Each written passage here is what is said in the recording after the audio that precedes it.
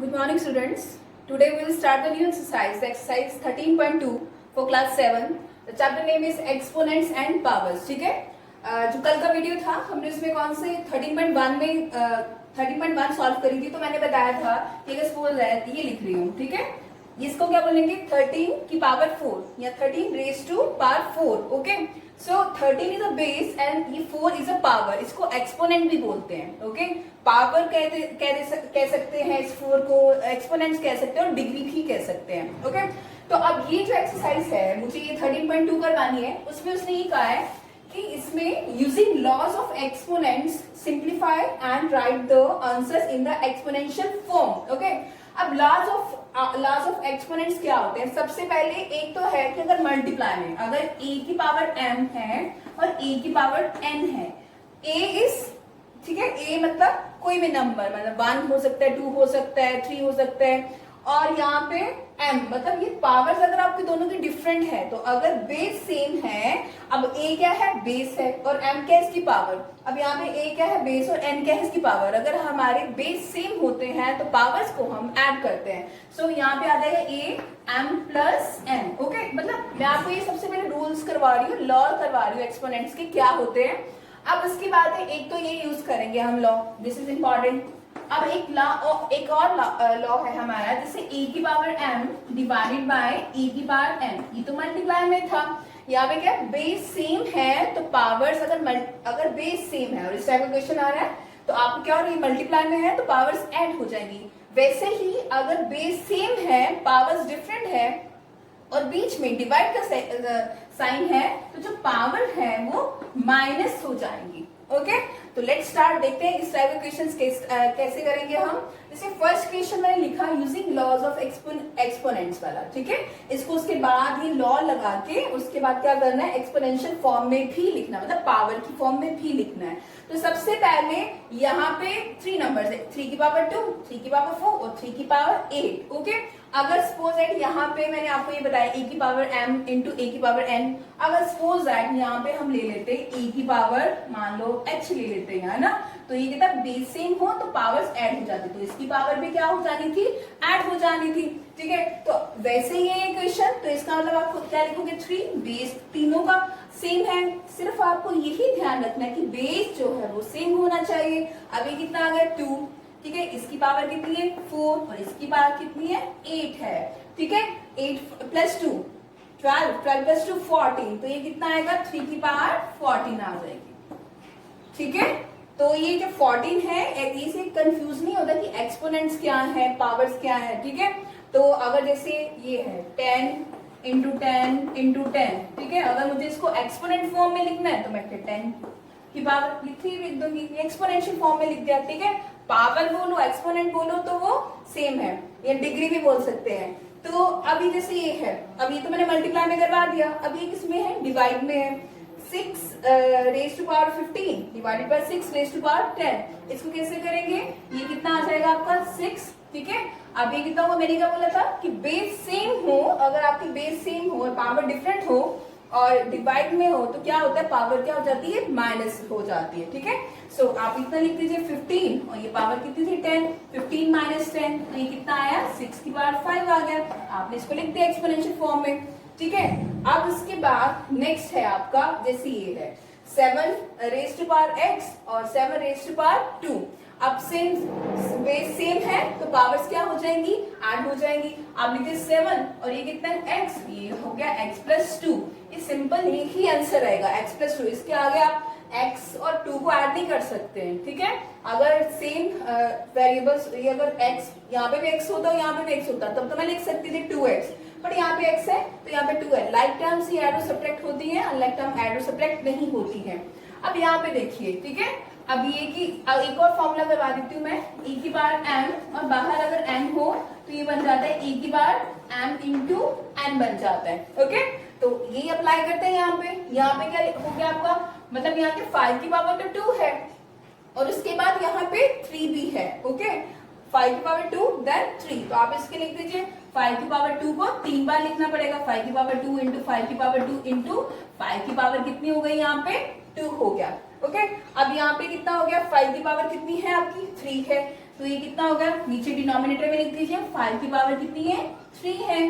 ठीक है, अब बेस सेम हो तो पावर्स क्या हो जाती है, ऐड हो जाती है। तो ये कितना आ जाएगा आपका, that is 2 + 2 + 2 that is 6, 5 raise to power 6 upon 5 raise to power 3। तो अभी मैंने बोला था बेस सेम हो तो अगर डिवाइडेड में हो तो क्या हो जाएगा, पावर्स माइनस हो जाती हैं।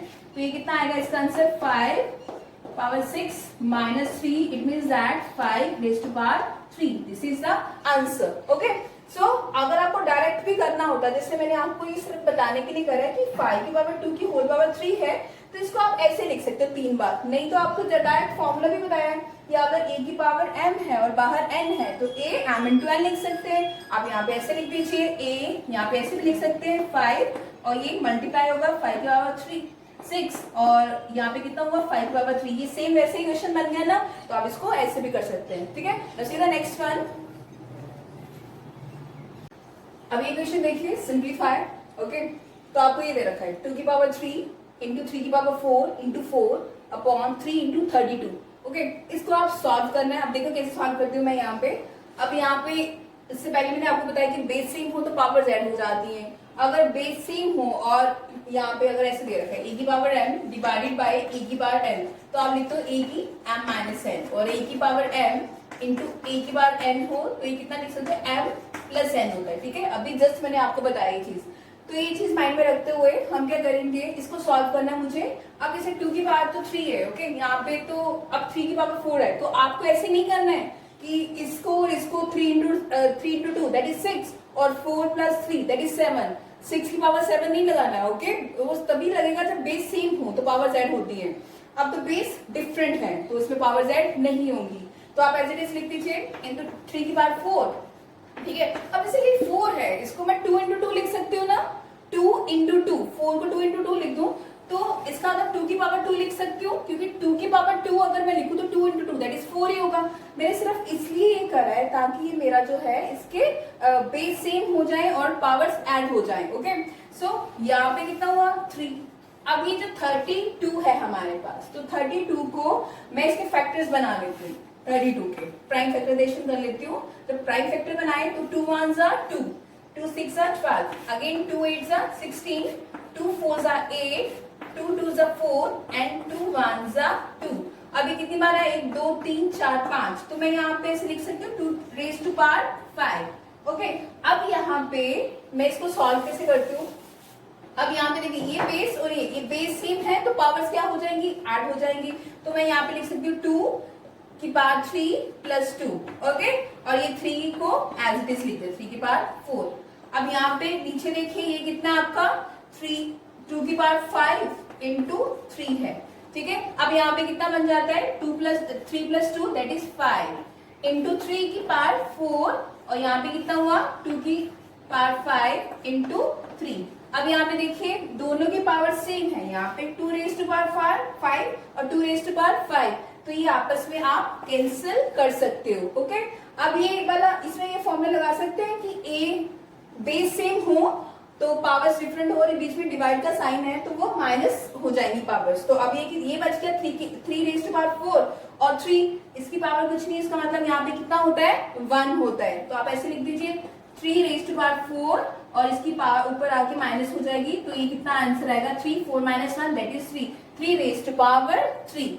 ओके, अब ये देखिए नेक्स्ट क्वेश्चन, मैंने ये डिफरेंट क्वेश्चंस लिए पैटर्न के। अब यहाँ पे इसको सॉल्व करना है। इससे पहले भी मैंने आपको एक फॉर्मूला बताया कि a raise to power m, और अगर बाहर n है तो उसको a m इंटू n आप लिख सकते हो। ठीक है, सेम वही करूंगी मैं यहाँ पे m इंटू n, मीन्स ये कितना होगा 3 इंटू 2 6। ओके, और यहाँ पे 5 रेज़ टू पावर 4, और यहाँ पे आप ऐसे इजी कर लो क्वेश्चन, ऐसे लिख दो रेदर देन कि डिवाइडेड यहाँ पे लिख के कंफ्यूज हो जाओगे, इसको डायरेक्ट नीचे ले आइए, डिनोमिनेटर में लेके आइए। ठीक है, अब सेम वही बेस सेम है तो पावर्स ऐड हो जाएंगी। अब यहाँ पे बेस कितना है 5, या इसका भी बेस कितना है 5, इनकी पावर्स डिफरेंट है तो अगर बीच में मल्टीप्लाई का साइन है तो पावर्स ऐड हो जाएंगी। तो आप लिख देंगे 6 + 4 और यहाँ पे 5 रेज़ टू पावर 7 हो गया। अब यहाँ पे कितना हुआ 5 और 6 + 4 दैट इज 10, और नीचे डिनोमिनेटर में कितना हुआ 5 रेज़ टू पावर 7। और अब आपको वही आ गया a की पावर m और a की पावर n, बेस सेम है और पावर डिफरेंट है तो ये पावर्स माइनस में हो जाएगी क्योंकि ये डिवाइड में है। तो आप लिख दीजिए 5 रेज़ टू पावर 10 और ये जो सिर्फ 5 को ऊपर नहीं लेके आना है, सिर्फ उसकी पावर को ही ऊपर लेके आना है तो ये माइनस में हो जाएगा। ये कितना हुआ 5, 10 माइनस 7 दैट इज 3। इसका आंसर कितना आया 5 रेज़ टू पावर 3। अब फिर से ये देखिए ये भी डिफरेंट क्वेश्चन ले लिया मैंने।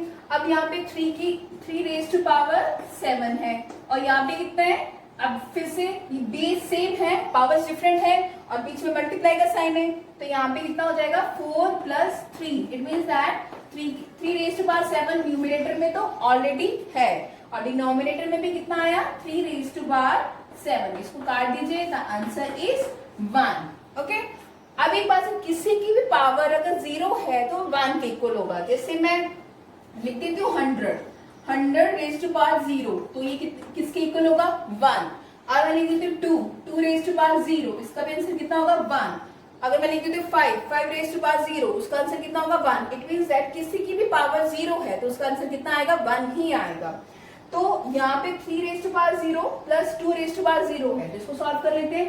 3 रेज़ टू पावर 0 1, अभी जस्ट बताया किसी की पावर 0 हो तो वो 1 के इक्वल होता है। और यहाँ पे भी प्लस 1 2 रेज़ टू पावर 0, ये भी कितना आया 1 आ गया। Okay, into 5 raise to power 0 that is 1 आ गया। यहाँ पे 1 plus 1 2 that is 2 into 1, the answer is 2। ठीक है, मेन इसमें यही है कि जिसको ये फॉर्मूलाज आ गए ना जो मैंने आपको करवाया स्टार्टिंग में, तो फॉर्मूलाज आ गए तो आपको ये क्वेश्चन करना बहुत इजी लगेगा। ठीक है, अगर फॉर्मूलाज आपको नहीं आए तो ये क्वेश्चन आपको आएंगे ही नहीं। ठीक है, क्योंकि सब में अलग अलग टाइप के फॉर्मूलाज यूज हो रहे हैं, मतलब किसी में ये वाला हो रहा है, किसी में ये हो रहा है, किसी में ये हो रहा है, तो ये आपको एकदम माइंड में रखना है ना। सीधा नेक्स्ट क्वेश्चन, अब ये देखिए क्वेश्चन, अब ये है a raise to power 5 upon a raise to power 3 और यहाँ पे into a raise to power 8 है। ओके, तो ये सिंपल सा क्वेश्चन है, आप ऐसे करिए। अब ये ऊपर बेस सेम है तो पावर्स क्या हो जाएंगी, ऐड हो जाएंगी, तो आप इसको ऐड कर लीजिए 5 प्लस 8। ओके, और यहाँ पे a रेज़ टू पावर 3 हो गया। अब ये कितना हो गया आपका 8 प्लस 5 दैट इज 13। ठीक है, और यहाँ पे कितना है a रेज़ टू पावर 3।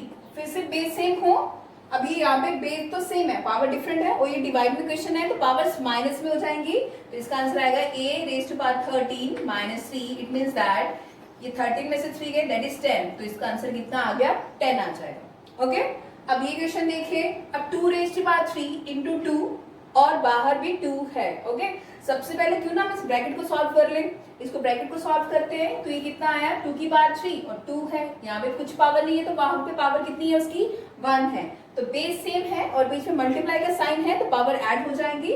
आप कितना लिखोगे इसको 2 raise to power 3 plus 1 that is 4 और इसकी पावर कितनी हो गई 2। ठीक है, फिर लिखिए यहाँ पे, अभी बताया था मैंने आपको a की पावर m और यहाँ पे n को बाहर, तो ये क्या हो जाता है m इंटू n, तो आप सिंपल मल्टीप्लाई कर दीजिए तो इसका आंसर आएगा 2 4 2 8, तो 2 रेज़ टू पावर 8। ठीक है, अब ये देखिए, अब उसने क्या बताया कि ये ट्रू है या फॉल्स है, ये आप बताइए हमें। ठीक है, अब यहाँ पे बताने के लिए यहाँ पे कितना है 10। अब ये उसने कहा कि ये बताओ ये इसके इक्वल है, ये आपको बताना है कि इक्वल है या नहीं है, इसको चेक करेंगे। यहाँ पे 10 है और यहाँ पे कितना 11, बेस सेम है। ठीक है, यहाँ पे भी 10 है, यहाँ पे 10 है, बेस सेम है तो पावर्स ऐड हो जाएंगी। 10 रेज़ टू पावर कितना आ जाएगा, यहाँ पे 12 आ जाएगा। ओके, यहाँ पे 10 इंटू 10 की पावर 11 का, और यहाँ पे कितना है 100 रेज़ टू पावर 11। तो इसको कैसे करेंगे, इस फॉर्म में चेंज करेंगे, तो यहाँ पे लिख देते हैं 10 रेज़ टू पावर 2 एंड 11 यहाँ आ जाएगा, because when I multiply 11 with 2, the answer is 20. The 11 to 2 that will be 22. So then you can write 10 raised to power 22. Okay. So which is greater, 10 raised to power 12 or 10 raised to power 22? The 10 raised to power 22 is greater than 10 raised to power 12. So you can write कि 10 22 is greater than 10 raised to power 12. Okay. So the next 12, उसने बोला कि ये greater है इससे, ये बताने के लिए आप ऐसे करेंगे 2 raised to power 3 2 into 2 into 2 that is 8, और ये कितना हुआ 5 raised to power 2 that is 5 into 5, तो ये कितना आया 25। so this answer is no, false आएगा इसका आंसर। ठीक है, इसका आंसर भी क्या आएगा आपका false आएगा। ठीक है, और इसका आंसर भी कितना आएगा आपका false आएगा। ओके, तो ये देखिए express is a product of prime factors only in the exponential form. Prime factor बनाने के लिए हम 108 के प्राइम फैक्टर बनाते हैं 108। 2 से करेंगे 2 5 जा 10, 2 4 जा 8, अगेन 2 से 2 2 जा 4, 2 7 जा 14, 3 9 जा 27, 3 3 जा 9, 3 1 जा 3। इसके प्राइम फैक्टर कितना बने, दैट इज 2 2 की पावर 2 और यहाँ पे कितना 3 कितना टाइम्स है 3 times, so 3 raise to power 3। So similarly वैसे ही आप 192 के बनाएंगे सेम। सो जब हम 192 के बनाएंगे तो ये कितना हुआ, दैट इज 192। तो 108 के प्राइम फैक्टर बनाए, अब 192 के बनाएंगे, यहाँ पे कितना हुआ 192। अब लास्ट में 1 प्लेस पे 2 है तो ये हम 2 से ही करेंगे इसको। तो ये कितना हुआ 2 9 जा 18, 2 6 जा 12, अगेन 2 से 2 4 जा 8, 2 8 जा 16, अगेन 2 से 2 2 जा 4, 2 4 जा 8, अगेन 2 से 2 1 जा 2, 2 2 जा 4, अगेन 2 से 2 6 जा 12, अगेन 2 से 2 3 जा 6, ओके 3 1 जा 3। कुछ बच्चे क्या करते हैं ना, अगर यहाँ पे 12 है ना तो यहाँ पे 12 1 जा 12 लिख देते हैं, तो वो गलत हो जाता है उनका क्वेश्चन। आपको हमेशा स्मॉलेस्ट नंबर से ही प्राइम फैक्टर बनाना है, ठीक है। मोस्ट तो मैं आपको ये सजेस्ट करती हूँ कि अभी आप कभी ऐसा मतलब कि 4 से कर दिया, कभी 6 से कर दिया। अब 4 से करना तो वो 2 से भी तो होता होगा, पहले 2 से करिए, है ना, फिर 3 से, देन 5, देन 7। इस टाइप के प्राइम फैक्टर्स जो बनाने के लिए सिर्फ प्राइम नंबर्स ही लेते हैं जो अपने ही फैक्टर से डिविजिबल होते हैं। तो इसके ये कितना बन गया, 2 कितने बार आया 1 2 3 4 5 6, 2 रेज़ टू पावर 6 और 3 कितनी बार आया 3, सिर्फ एक बार ही आया है, ठीक है। अब इसको लिखना है तो अब इसका और इसका तो बेस सेम है तो पावर्स ऐड हो जाएंगी, तो ऐसे लिख सकते हैं 2 रेज़ टू पावर 2 और यहाँ पे कितना है +6 इंटू यहाँ पे 3 रेज़ टू पावर 3 और इसका +1, okay. So you can write 6 + 2 8 और ये कितना हुआ 3 + 1 दैट इज 4, ओके। इस टाइप के जो क्वेश्चंस हैं वो आपको करने हैं। अब इसका जो लास्ट क्वेश्चन है एक, वो देखते हैं कि वो कैसे करेंगे हम।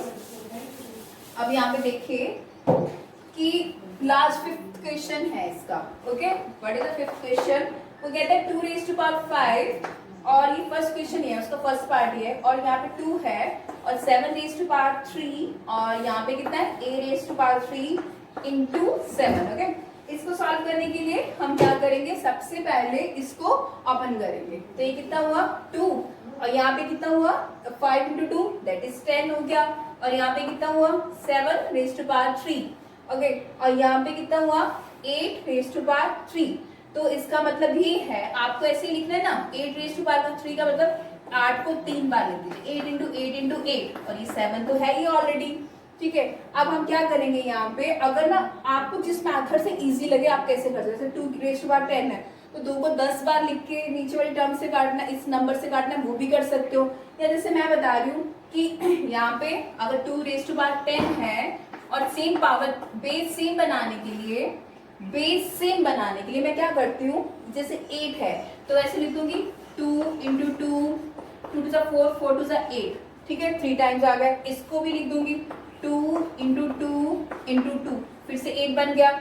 इसको भी ऐसे लिख देते हैं 2 इंटू 2 इंटू 2, ठीक है। और यहाँ पे कितना आया 7। मतलब इस क्वेश्चन को, ऐसे टाइप के क्वेश्चन को सॉल्व करने के लिए बहुत सारे मेथड्स हैं, आपको जैसे इजी लगे आप वैसे कर दीजिए, ठीक है। ऐसा जरूरी नहीं है कि मैंने इसको ओपन करा है, आप ऐसा कर दीजिए, इसको 2 को 10 बार लिख दीजिए, ठीक है, फिर कैंसिल कर दीजिए। आपको जिस टाइप से सही लगता है आप वैसे कर ले, ठीक है। अब यहाँ पे कितना हुआ, मैंने इसलिए ऐसा करा क्योंकि मैंने बेस सेम बनाना था, मैंने बेस सेम बनाने के कारण इसको ऐसे कर दिया। अभी कितनी टाइम्स आ गए, 1 2 3 4 5 6 7 8 9, तो 9 बार आ गया 2 रेज़ टू पावर 9 और यहाँ पे 7 तो 7 एक बार था तो 7 तो आएगा ही आएगा। अब देखिए बेस सेम है, पावर्स डिफरेंट है और ये अपॉन में है तो ये क्या बन जाएगा 2 रेज़ टू पावर 10 और ये 9 ऊपर चले जाएगा -9 और यहाँ पे कितना हो गया इंटू 10 रेज़ टू पावर 3 और ये ऊपर चला जाएगा -1 बन जाएगा ये भी। अब ये कितना आया 2 और 10 में से 9 गए दैट इज 1 और यहाँ पे कितना हो गया 7, 3 में से 1 गए 2, ठीक है। तो ये कितना हो गया 2 इंटू 7 रेज़ टू पावर 2। तो ये जो एक्सरसाइज 13.2 है ये भी आपकी आज फिनिश होती है, ठीक है, कंप्लीट होती है। तो ये भी आपको अपनी फेयर कॉपी में करनी है। अगर कोई भी डाउट हो तो आप मेरे से कॉन्टेक्ट कर सकते हो। Thank you.